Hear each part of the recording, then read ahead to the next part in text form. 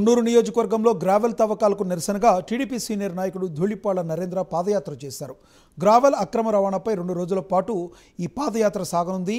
సేకూరు, వీరనాయకునిపాలెం, సేలుపాడు, వేజెండ్ల, సుదలపల్లి, చేబ్రోలు, వడ్లమూడి గ్రామాల మీదుగా పాదయాత్ర సాగింది. నరేంద్ర పాదయాత్రకు టీడీపీ మాజీ మంత్రులు, ఎమ్మెల్యేలు, జనసేన నాయకులు సంఘీభావాన్ని తెలిపారు. జగనన్న కాలనీల పేరిట గ్రావెల్ తవ్వకాలు చేస్తున్నారని ధూళిపాళ్ల నరేంద్ర ఆరోపించారు. చేబ్రోలు మండల పరిధిలో 700 ఎకరాల్లో అక్రమ మైనింగ్ చేశారని ఆగ్రహం వ్యక్తం చేశారు.